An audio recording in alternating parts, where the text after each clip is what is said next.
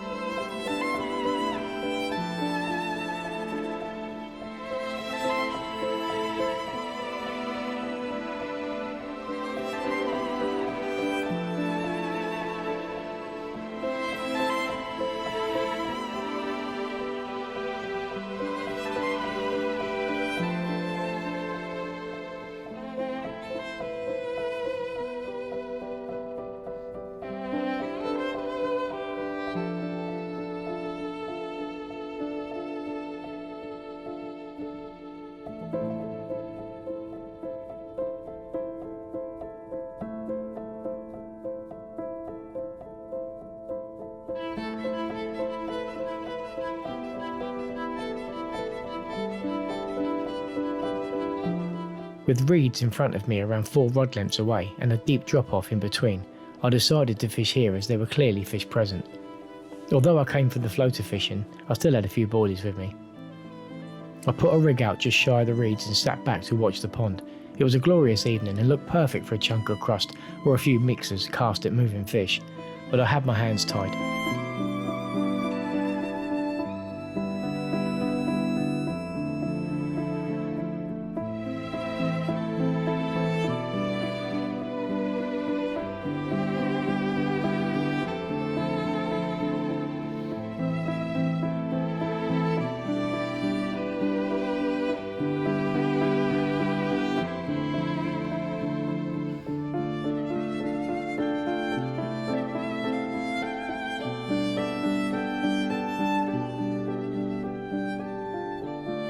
I lasted about an hour before winding in and heading off to Carron Row.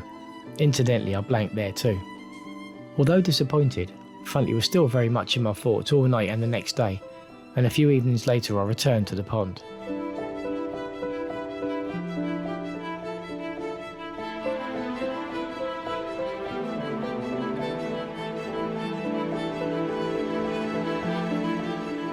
With what I'd learnt from the previous trip, I arrived with a much better game plan. This time I wanted to fish closer to the fish, same end of the lake. At the head of the pool is swim 7. You can pretty much see the whole of the lake from here, and nestled between 2 extensive reed beds, the swim is clear, gently getting deeper until around 15 yards when it hits a wall of weed. I Quite a dense weed bed too, and the carp love it here. The plan was to fish up close to the weed bed and see if I could get a carp to drop down and feed in the deeper water. I fished one rod on the right hand side and observed. After about an hour of watching carp ghost across the weed bed, I decided to knock up a naked chod rig, attach the light lead and a pop-up and cast this out to where the carp were cruising. As the light began to fade, I watched as less and less carp were visible over the weed, and a procession of fish leapt clear of the water, gradually getting closer and closer to the opposite end of the pond. Obviously another lesson learnt. Yes, another blank trip, but the pieces of the puzzle were slowly being put together.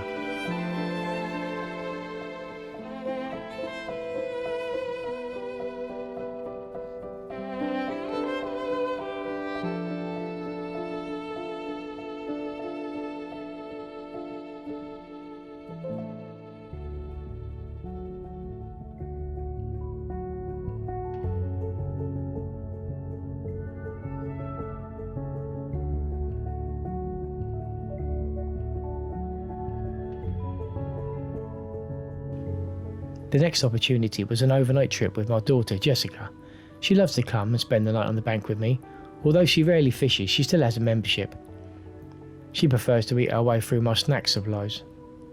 We opted to fish swim 13 on the southwest bank, with a far margin to fish to and a lovely looking left-hand margin.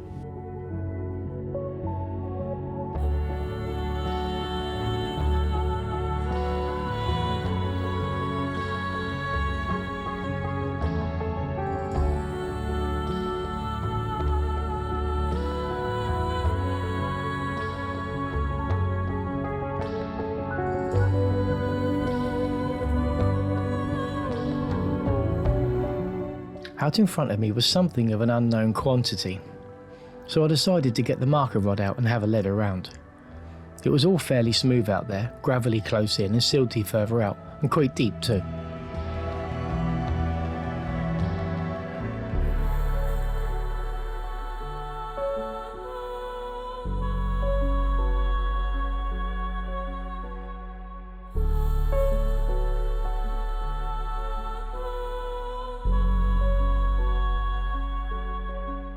I settled on a spot in front of a far bank tree at around 9 raps. I opted for match the hatch bottom baits tipped with a little sliver of pop-up for added attraction and attached free bait stringers. Out went a few pouchfuls of free offerings and I sat back to enjoy the evening.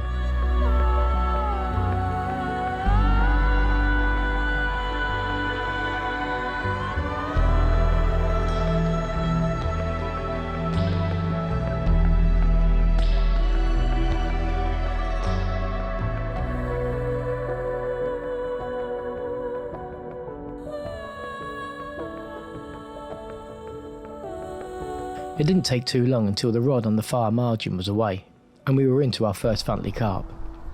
It was wonderful to get off the mark so early, and with what was to become something of the norm, small commons.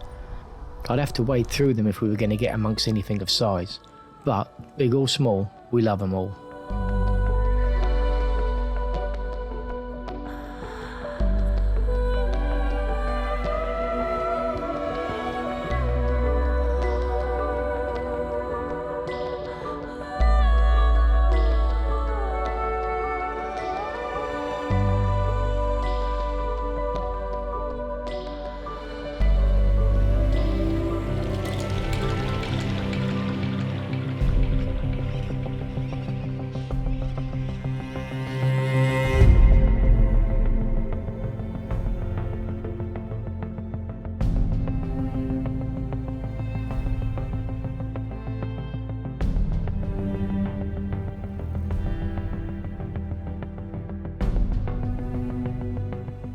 Soon after the capture, I set about knocking up some tea, and the same rod recently put back out was away again.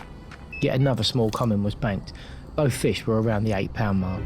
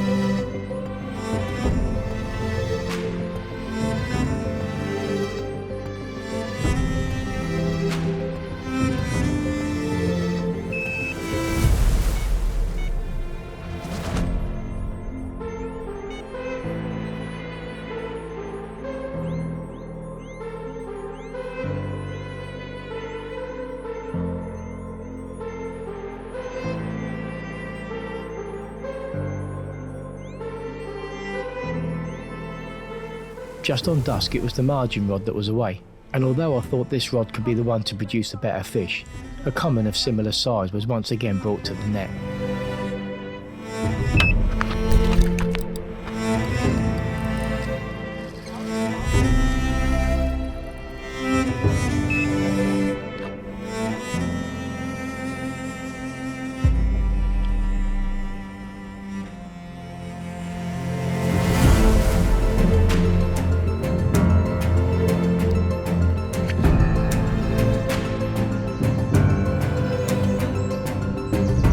Another fish of just over 13 pounds was banked in the small hours before the fish decided to leave me alone to get some rest until morning.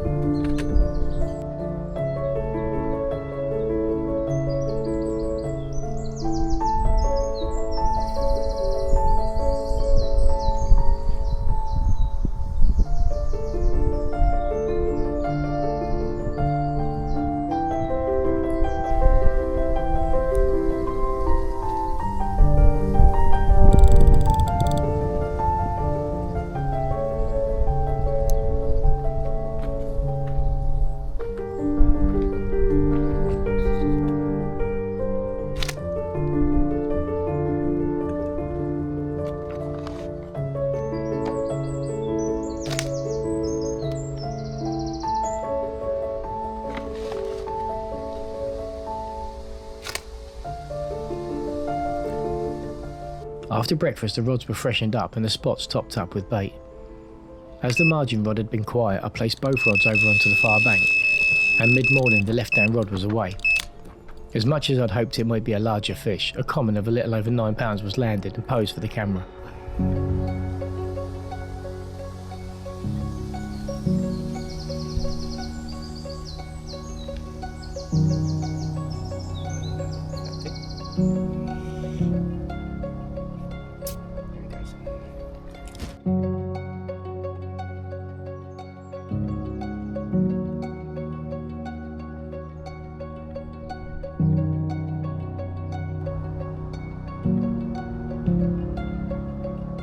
Just before lunchtime, we slowly packed down camp and left for home. I was delighted to have got amongst some fish, but the realisation that I'd have more sessions full of small ones had well and truly set in.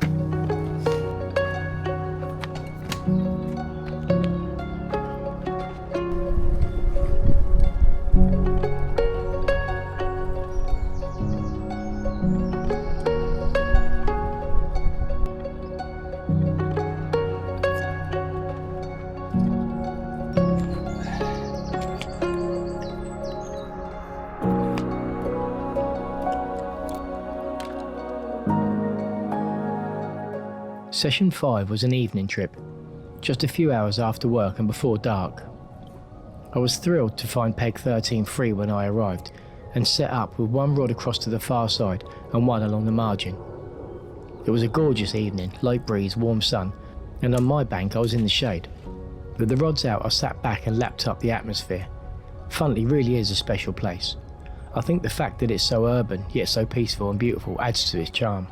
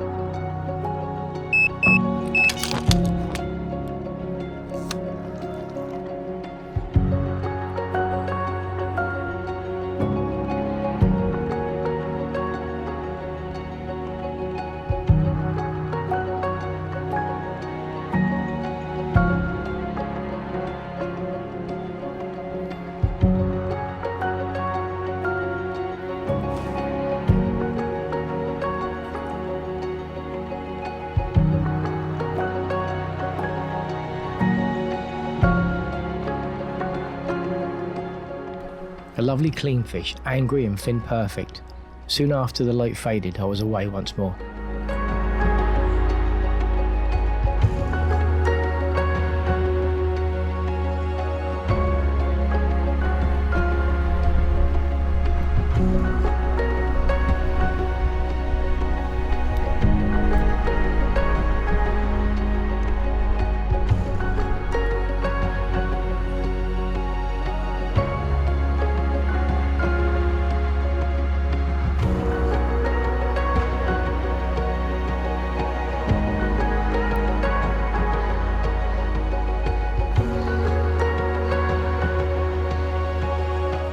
On trip 6, I wanted to fish the opposite bank, just for a change. Perhaps my fortunes would be different over there, but with so many swims to choose and very little in the way of other anglers, I was at liberty to take my pick. This particular swim had a sweeping grassy path leading slightly downhill to the fishing area. A large weed bed hugged the swim boards, and I could see that it deepened off quite considerably close in, a definite margin spot. With that said, I began with both rods out towards the centre of the pond. Bubblers and rollers made this an easy decision, and as the evening wore on, more and more fish showed. I was getting a little frustrated at the lack of action to the rods though.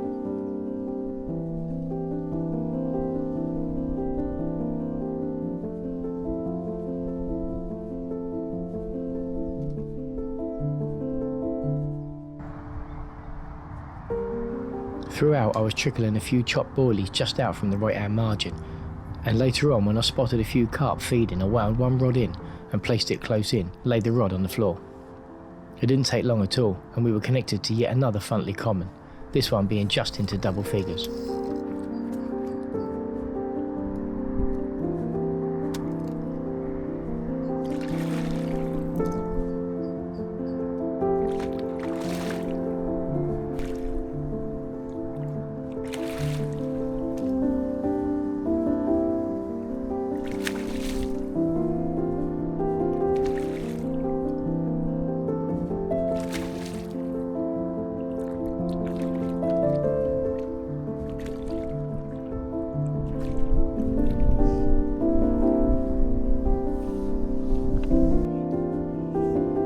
By now I felt the campaign was in full swing, and the next opportunity I decided to do a work overnighter, to start at tea time and to pack up early in the morning to get to work. I hadn't done this in years and it felt good.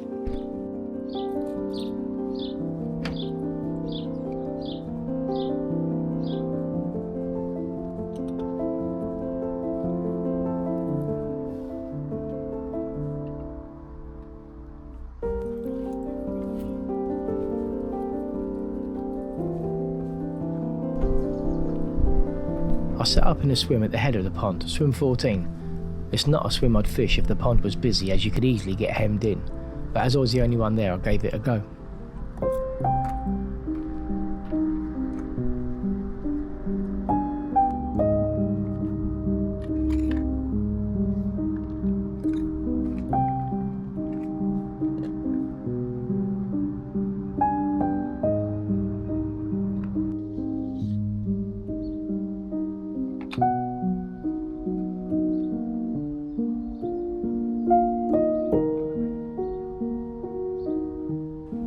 It didn't take long for the carp to start jumping, starting from the opposite bank near the large weed beds and making their way down the lake and out in front of my position.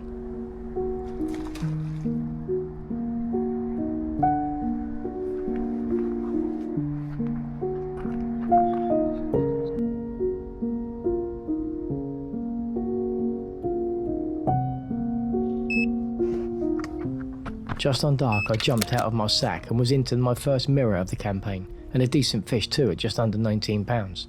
I was over the moon with the capture.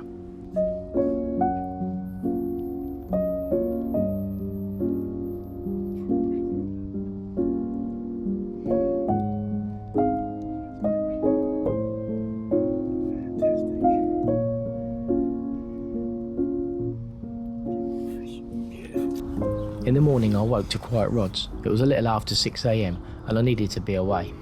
The fish I caught was lovely, well worth the effort, and sleeping outside when at home the nights a bit uncomfortable was a game changer.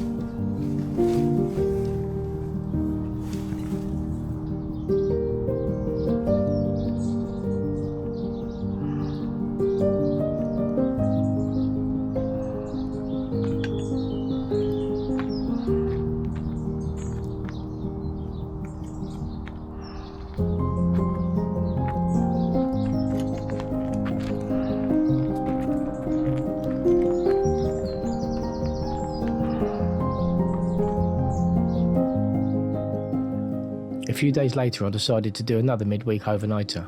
It was due to be another stifling night, and I knew there would be a great chance I'd have the pond to myself again. I set up in the same swim as before, only this time I brought my baiting pole along.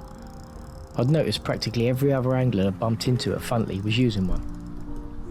One went along the right hand margin, and the left hand rod went halfway towards the pads on the far bank.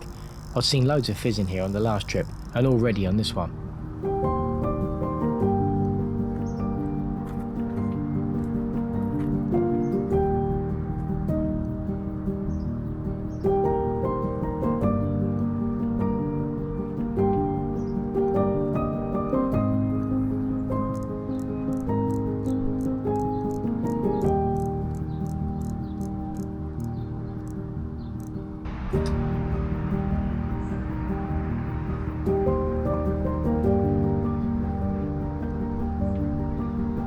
I was watching a robin on the rod when the first one struck. The rod down the channel was away, and we were into what felt like a better fish.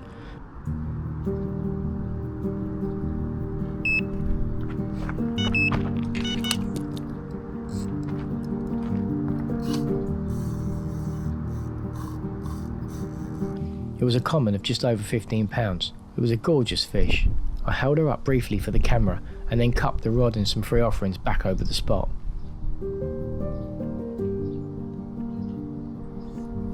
Soon after getting the rod back out, the right hand rod was away, but this one felt odd, flitting around really quickly all over the place, and then it fell off.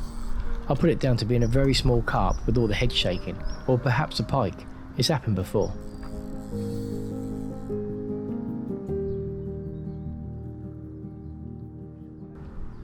The channel rod was fizzing continuously, and I was getting loads of liners. It was just a matter of time. Just as I was thinking about making dinner, the channel rod was off again, and in the half light I could see it was yet another common of around 7 or 8 pounds. This was followed by a few more well into the night.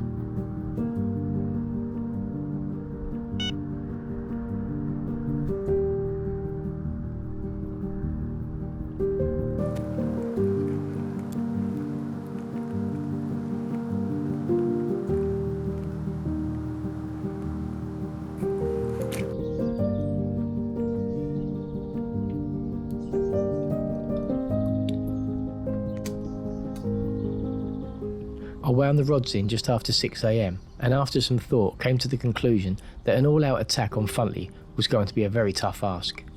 Such a campaign on a low stock water is doable, Blanks are inevitable, and when you do catch one, it's usually something of note. But here, I could see session after session of small commons. Already the novelty of those had wore off. So before it became a grind, I decided to pull off for a while, and to explore some of the other wonderful waters PDAS has to offer. I will be back though, that's a definite.